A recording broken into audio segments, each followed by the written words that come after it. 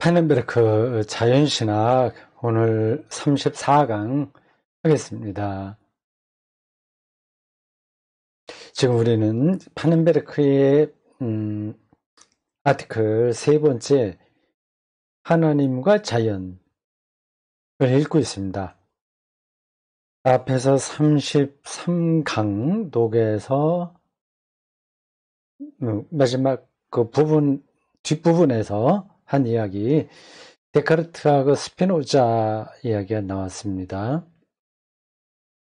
그들의 기계적인 자연관, 자연은 기계적으로 이렇게 작동되는 거지,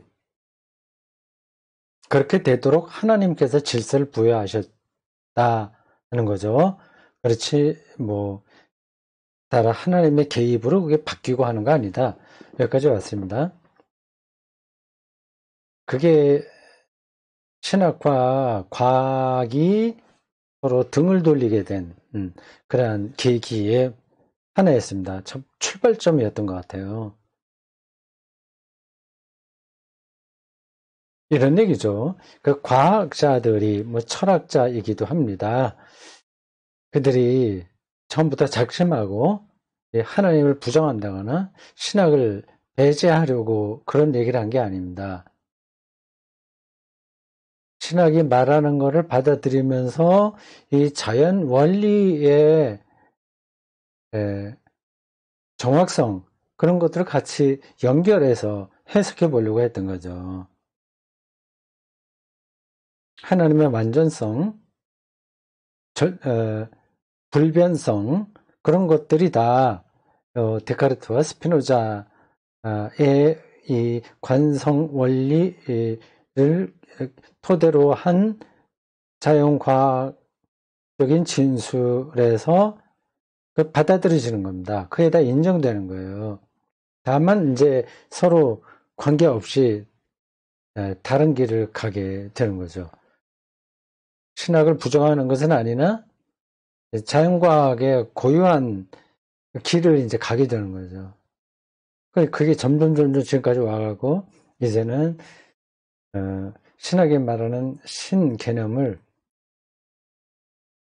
거들떠보지 않을 뿐만 아니라 부정하게 됐습니다. 물론 모든 자연과학자들이 그런 건 아닌데 그런 경향이 제법 있죠. 근데 제가 그 세계를 학문적으로 많이 연구를 해서 아는 건 아니지만 이렇게 저렇게 간접적으로 들은 혹은 읽은 그리고 배운 그러한 관점에 따르면 경솔하지 않은 자연과학자들은 그렇게 신학과 신을 무조건 부정하지 않습니다. 그들이 굳이 이렇게 인정하지 않는다고 하더라도 거기에 대해서 그렇게 부정하지는 않습니다. 부정할 수가 없는 거죠. 그럼 철학도 부정하고 다 부정하게 되거든요. 네. 그 대목에서 제가 또 반복되는 것 같지만 그냥 한마디만 거기 붙이면 이렇습니다. 자연과학은 이 세계를 이해하고 해석하는 여러 가지 방법의 하나인 겁니다. 하나. 이게 상당히 실증적이죠. 실증적이라고 해서 그게 모든 것들을 다 재단하고 판단하는 절대적인 기준이 될 수가 없습니다. 왜 그런지는 또 앞에서도 얘기했고 또 앞으로도 나올 겁니다. 자, 오늘 34강 95쪽입니다. 데카르트하고 스피노자 머릿속에 넣고 읽어보겠습니다. 그건 일단 그건 잡혔죠? 어떤 방향 같은 거는요. 기계적 자연관이 이제 하나님의 자연에 대한 개입을 막게 되었다. 그건 그들의 의도적으로 막은 게 아니라 이 두 가지 그들이 연구해서 밝힌 관성을 비롯한 자연 원리가 이 신학이 말하는 하나님의 불변성과 절대성에 같이 됨으로써 이 두 가지가 같이 결합됨으로써 결과적으로 그렇게 됐다고 하는 겁니다.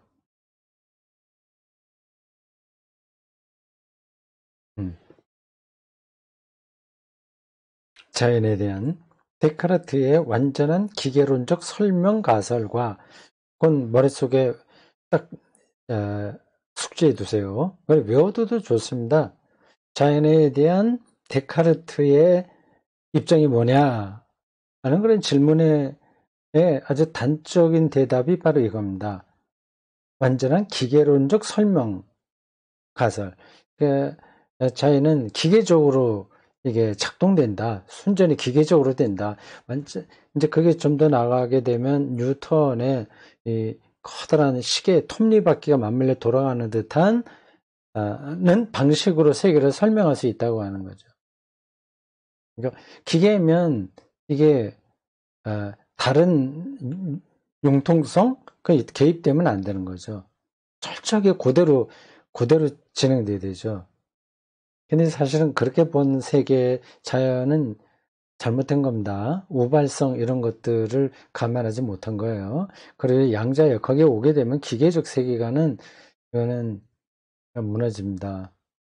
기계적 세계관이 근본적으로 잘못됐다는 게 아니라 그것만으로 세계가 설명되지 않는다는 겁니다. 데카르트의 기계론적 가설과 완전한 자동식의 은유를 통해 요게 이제 뉴턴이 한 거죠. 완전한 자동식의 은유를 통해 특별히 인상적으로 표현되고 있는 신적 창조자와 그의 활동의 완전성이라는 관점이 결합하면서 서로 상대방을 부정하려고 한 게 아닙니다. 사실 결합된 거예요, 그게. 결합되면서 신학계에 막대한 영향을 끼쳤다. 이제 그렇죠. 신학이 이제 자기가 해야 될 일이 뭔가를 이제 알게 된 거죠. 근데 그게 좀 잘못된 거라는 겁니다. 그리고 이것은 계몽기 독일 신학뿐만 아니라 영국 이실론의 기적 비판에도 영향을 끼쳤다.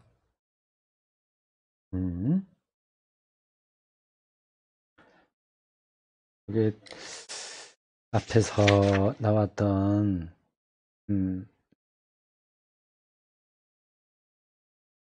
그건 뭡니까? 영국과 북미가 아니라 영국과 대륙이라고 했는데 그 89쪽에 여기서 다시요 영국 이실론이 나오니까 또 좀 그럼 내가 생각했던 게 잘못됐나? 그 언뜻 좀 들었습니다. 이제 그건 아니에요. 계몽기 독일 신학뿐만 아니라 계몽기 독일 신학. 네. 데카르트, 스피노자 뭐 이런 사람들 활동할 때 계몽주의라고 하죠. 독일 신학만이 아니라 영국 이실론. 이실론이 바로 기계적 자연관에 딱 틀어맞는 신개념입니다. 창조를 했으나 그거는 자연의 방식으로 이렇게 진행되도록 내버려둔다. 그게 이제 이실론입니다. 영국 이실론의 기적 비판에도 영향을 끼쳤다. 그 기적 비판은 스피노자도 똑같이 했어요. 하나님이 최초의 창조 활동에서 그 후에 모든 운동들과 형성들을 형성 적당한 단어는 아닌데 모든 운동과 모든 현상 뭐 작동되는 것들을 물질과 그의 구성 법칙들로 이전시켰다고 주장하는 추론들을 하나님을 하나님의 창조 활동으로부터 분리시키고 있다고 부데우스는 경고했다. 경고 좀 잘 들어본 거죠, 이 부데우스가.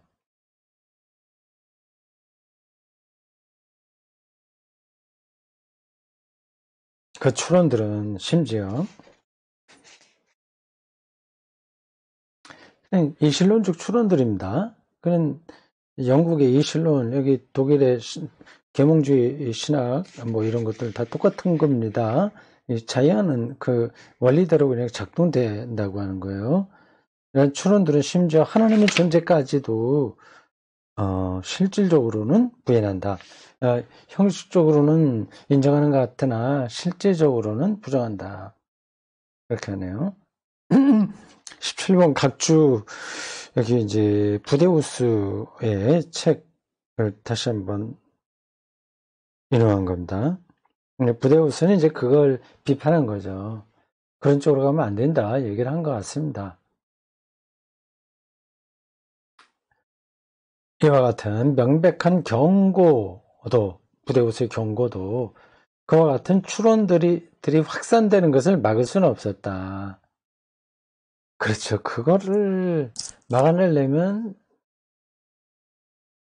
양쪽 다 신학에서도 정통하고 자연과학도 정통하고 철학도 그렇고 전체 이 세계를 꿰뚫어 볼 수 있는 힘이 있어야 되는데 거기까지 갈 만한 사람들이 많지 않았죠.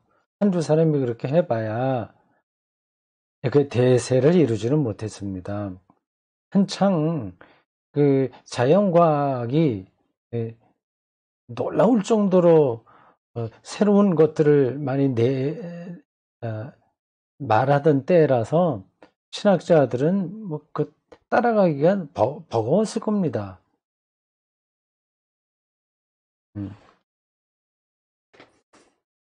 막을 수는 없었다. 철학자 크리스티안 볼프와 독일 사람이겠죠? 잘 모르겠어요. 볼프라고 하는 이름이 뭐 많은데 철학자 크리스티안 볼프 모르겠습니다. 그 사람과 그 독일 계몽기 신학은 계몽주의에서 활동했던 신학자들이에요.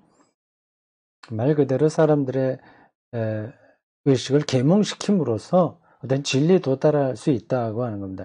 그러다 보니까 뭐 자연과학의 발전 이런 것들은 굉장히 중요하게 생각할 수밖에 없는 거죠. 하나님의 초월적 개입 이런 것들은 좀 점점 약화될 수밖에 없습니다. 하나님 개념이 조금씩 달라지는 거죠.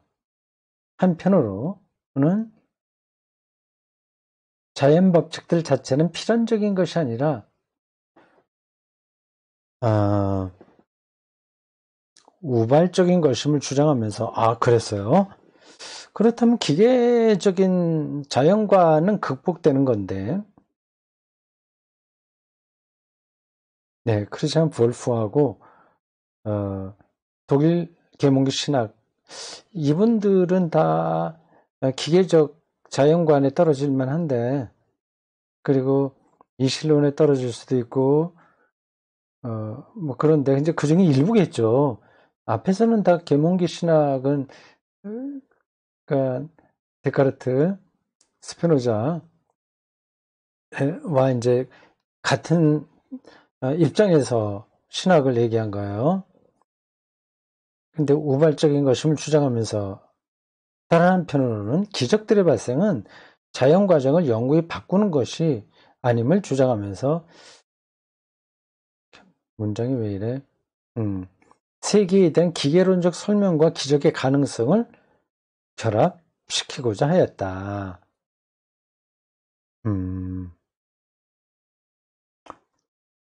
신학자들마다 조금씩 입장이 다른 걸 지금 설명하고 있는 것 같습니다. 근데 그게 이렇게 쭉 이어져 내려오는 거죠. 기적을 완전히 이제 부정하던 입장에서 가능성을 이제 기계론적 설명과 연관시켜 보려고 하는데 거기에 촉매가 된 거는 우발적인 것.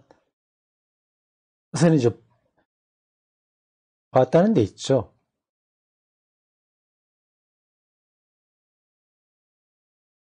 태엽식의 은유를 응용하여 볼프는 기적을 시계바늘이 돌아가는 것과도 비교하였다.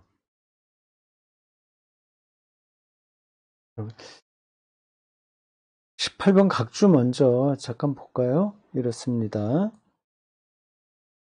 18번 각주. 자,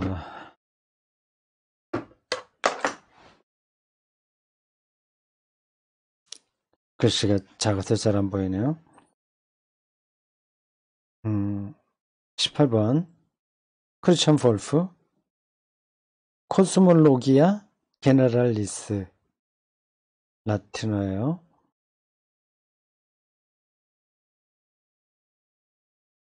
이 논제는 볼프가 개념적 차원에서 기적과 자연과정을 대비시켰기 때문에 보다 주목해 볼 만한 구석이 있지만 스피노자나 로크처럼 기적을 동시대인들이 이해력을 초월하는 사건으로 이해하지는 않았다.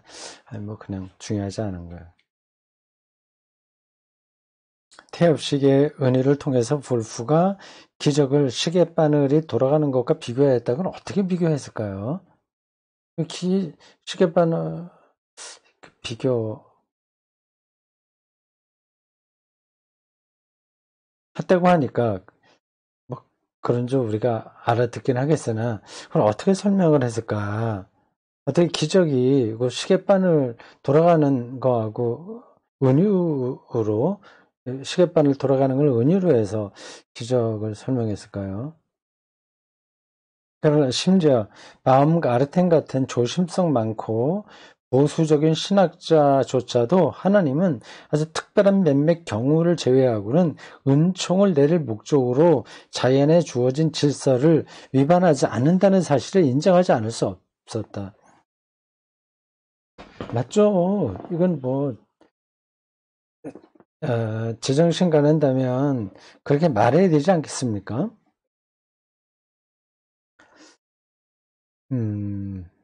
이게 조금 까다로워요. 우발성이 이런 걸 기적이라고 하면 좀 곤란하거든요. 근데 아직까지 우리가 모르는 어떤 힘에 의해서 나타나는 새로운 현상, 이게 이제 우발적인 거란 말이에요. 근데 죽은 사람이 살아난다거나 무리를 거는다거나 홍해를 갈라지게 한다거나 실제로 그런 것들을 하나님의 특별한 은총으로 이렇게 말하기는 좀 어렵죠. 왜냐하면 하나님이 기적을 통해 인용한 부분입니다. 그리고 자연의 질서와 과정에 영향을 미칠 수 있는 비일상적인 방식을 통해 이게 칼이 역사에 떨어지다가 이 사람 도와주려고 칼이 딱 멈춘다거나 이런 게 이제 이 중력을 거스르는 거니까 이게 자연의 질서에 영향을 주는 거거든요. 그런 걸 통해서 그의 능력을 발휘하기를 기대하는 것은 하나님에 대한 유혹이면서 하나님에 대한 불경일 수 있기 때문이다. 저도 그렇게 생각합니다. 바움가르텐이라고 하는 사람이 그렇게 얘기를 했네요. 다시 한번 읽어보겠습니다. 그 인용한 부분이에요. 20번 각줄은 나와 있습니다. 바움가르텐, 에반겔리시, 글라우벤슬레르, 에반겔리시, 이거를 복음주의 이렇게 번역하면 안 된다고 말씀드렸죠. 개신교 믿음론님, 신학론입니다. 그 책에서 그렇게 얘기했습니다. 왜냐하면 하나님께서 질서를 위반하지 않는다는 사실을 인정할 수밖에 없는데, 왜냐하면 하나님이 기적을 통해, 그리고 기적을 또 어떤 뜻을 쓰느냐에 따라서 좀 차이가 있긴 있습니다만 우리가 일반적으로 알고 있는 그런 의미예요. 자연의 법칙을 거슬러 버리는 것, 기적을 통해, 그리고 자연의 질서와 과정에 영향을 미칠 수 있는 비일상적인 방식을 통해 그의 능력을 발휘하시기를 기대하는 것은 하나님에 대한 유혹이면서 하나님에 대한 불경일 수 있기 때문이다. 이게 참된 믿음이 아니라고 하는 거죠.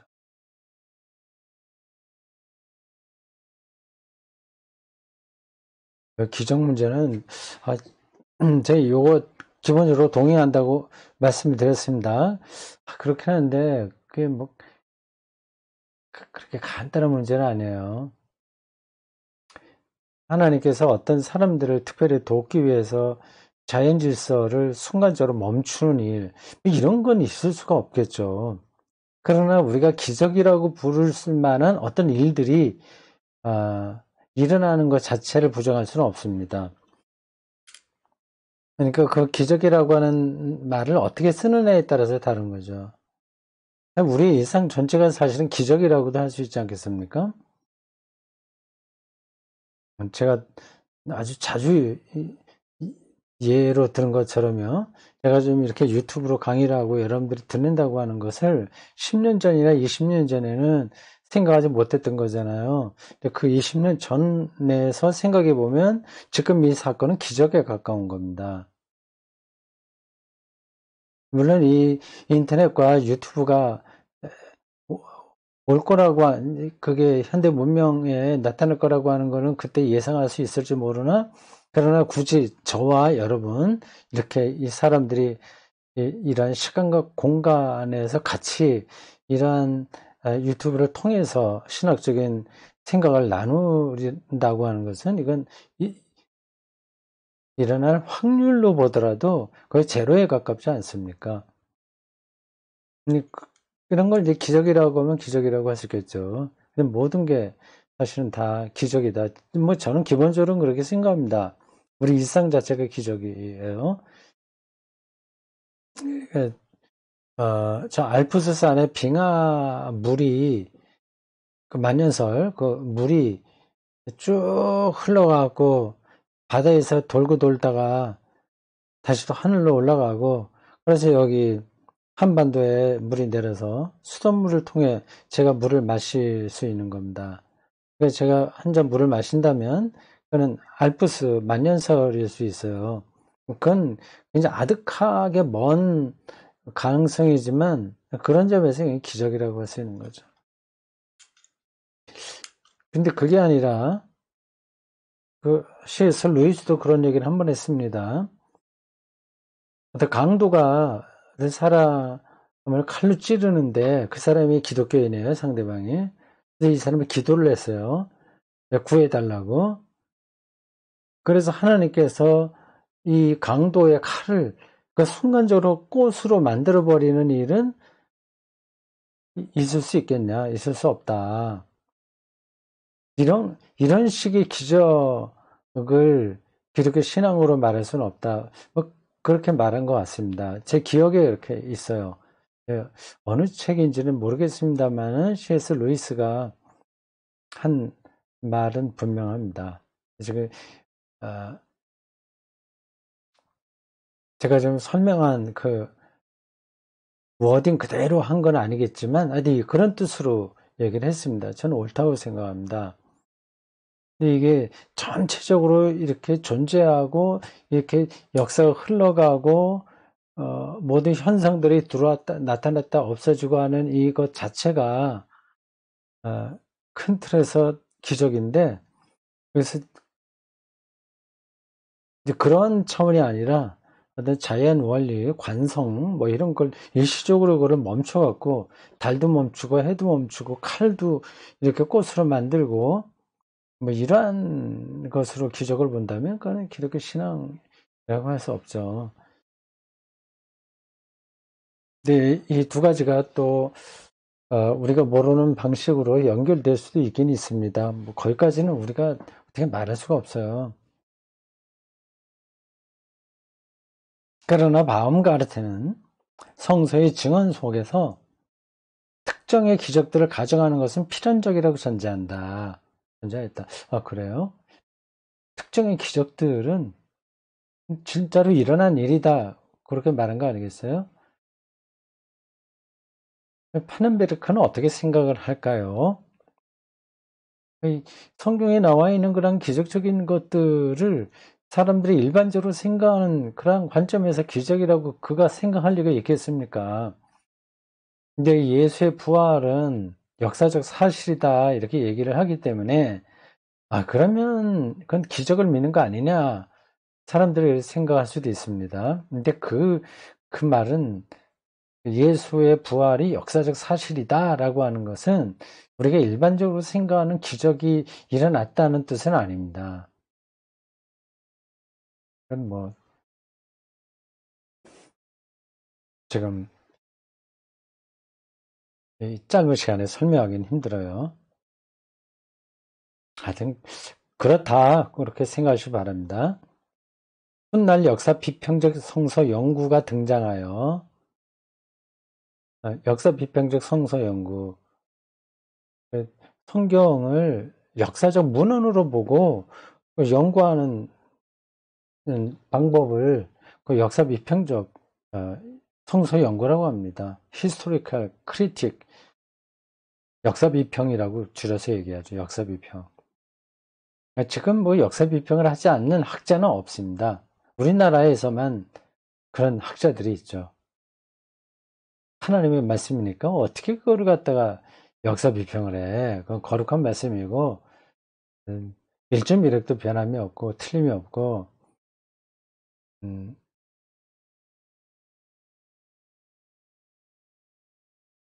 하나님의 영감에 의해서 기술한 거기 때문에 받아쓰기 한 것처럼 이렇게 주장하는 학자들이 우리나라에는 좀 제법 있습니다. 세계 신학계에서는 없어요. 심지어 성서가 기적들로 보도하고 있는 사건들조차도 그 사건이 당대의 사람들의 인식을 뛰어넘는 사건에 불과한 것이었든 아니면 그렇죠. 하늘에서 비가 온다고 하는 것도 그 고대인들에게는 특별한 거예요. 홍수 그리고 뭐 화산 폭발 뭐 이런 것들이요. 토네이도 사건에 대한 보도가 신화적 공상의 산물이었든지 간에 사실 겹쳐있죠. 성서 안에는. 이런저런 방식을 통해 퍽이나 자연스럽게 일어났을 수 있었던 사건임을 설명하려고 시도했다. 그 고대인들에게는 그게 아주 자연스러운 사건이었다. 하는 거죠. 그래도 뭐, 사건, 성경에 나오는 그 기적이라고 부를 만한 사건의 종류에 따라서 다 다릅니다.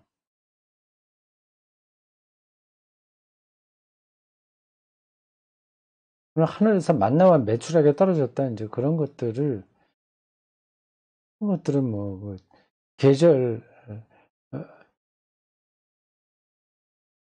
계절풍에 따라서 날아다니는 철새들이 거기 그들에게 먹이로 잡힌 거, 그리고 미디안 광야에 식물, 어떤 특별한 식물의 열매나 뭐 꽃송이 이런 것들이 이제 만나니까 그건 뭐 이제 자연스럽게 설명이 됩니다. 하지만 신학자들이 세계의 일상적 보존을 주장하는 기계론적 자연 해석과 타협하고 하나님에게는 단순한 구경꾼의 역할밖에 부여하지 않은 것은 치명적인 실수였다. 네. 요게 이제 파넨베르그가 보는 그 당시 신학의 한계였습니다. 치명적인 실수였다고 그러나요?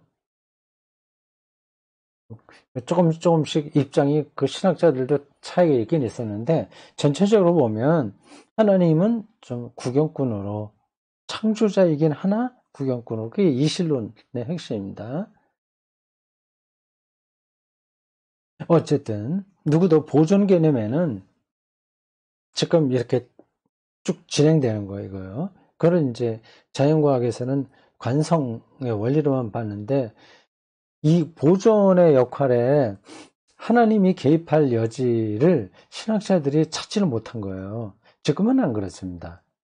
창조, 보존, 완성 이게 다 하나님의 첫 번 창조 그리고 창조의 보존 여기에도 개입하고 그걸 완성까지 간다고 이렇게 창조론에서 이야기합니다. 지금 신학은 그 당시하고는 다른 거죠. 어쨌든지 누구든 보존 개념에는 충분한 주의를 기울이지 않았고 아울러 자연 사건들 속에서 하나님의 즉자적 활동은 오직 기적들로만 국한되었다. 하고 기적을 좀 이렇게 인정하려고 하는 정도 안에서 하나님의 보존 개념이 아주 제한적으로 언급됐지 전체 세계 보존, 창조의 보존에 대해서는 말할 자리가 없었다 그거죠. 브랜 슈나이드가 1828년에 이 주제에 관해서 쓴 글은 거의 예언자적으로 들린다. 인용했습니다. 봅시다. 자연에 대한 지식과 자연 속에서 일상적으로 일어나는 것에 대한 지식이 발전하면 할수록 우리가 자연 법칙으로부터 유래하는 것으로 믿는 것들은 점점 늘어나게 된다. 그에 따라 결국 초자연적인 것을 보거나 인식하려는 경향은 점점 더 저하되기 마련이다. 뭐 당연하죠. 뭐. 예. 브레슈나이드가 언제 사람이죠? 옛날 사람인가? 아유, 앞에서 몇 번 나왔었는데요.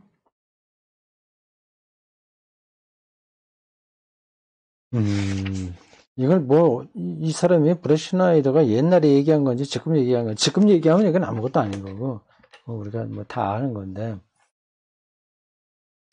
어쨌든, 그때 했습니다. 뭐, 그건 그렇게, 뭐, 언제적 사람이나 하는 건 중요하지 않습니다. 페넨베르크가 여기서 얘기하는 그 핵심은 바로 앞에서 몇 줄 위에서 얘기한 그겁니다. 신학자들의 세계의 이 보존을 주장하는 기계론적 자연 해석과 적당하게 타협해서 그건 자연 원리에 의해서 가게 돼. 하나님의 그래 질서를 부여한 것 뿐이에요. 그리고 기적이라고 하는 고분 예외 조항만 몇 개 보존 이것만 가지고 있었지